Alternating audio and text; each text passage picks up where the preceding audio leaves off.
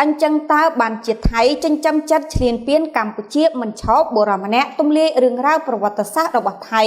ដែលប្រាប់កូនចៅជំនាន់ក្រោយគេថា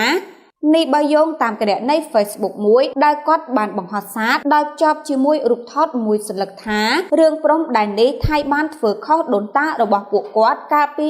121ឆ្នាំមុននោះគឺក្បត់ព្រះរាជារាមាទី5ការកំណត់ព្រំដែននិងការដោះដូរខេត្តរវាងបារាំងនិងសៀមគឺត្រូវបានយល់ព្រមយ៉ាងឱឡារិកពីសំណាក់ព្រះចៅចល័តលង្កនរាមាទី5ព្រះមហាក្សត្រសៀមនិងត្រូវបានចុះហត្ថលេខាដោយព្រះអង្គម្ចាស់តម្រង់រាជានុភាពរដ្ឋមន្ត្រីការបរទេសសៀមលើអនុសញ្ញាឆ្នាំ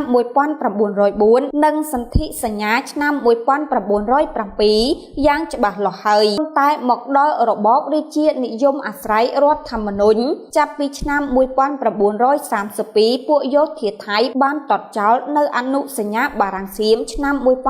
1904និងសន្ធិសញ្ញាបារាំងសៀមឆ្នាំ1907ដោយបំផុសមនោគមក្នុងចំណោមប្រជាជនថៃថាការចុះហត្ថលេខាលើសន្ធិសញ្ញានិងអនុសញ្ញាទាំងនេះគឺមកពីប្រទេសសៀមនៅក្រោមគំនាបបារាំងដែលជាមហាអំណាចអាណានិគមនៅឥណ្ឌូចិនកាលនោះតើពួកយោធានិងនយោបាយជ្រុលនិយមនៅថៃបណ្ដុះគំនិតជាតិនិយមជ្រុលឲ្យកូនចៅជំនាន់ក្រោយចិញ្ចឹមចិត្តឈ្លានពានយកទឹកដីដែលបាត់បង់តាមរយៈសន្ធិសញ្ញានិងអនុសញ្ញាខាងលើនេះ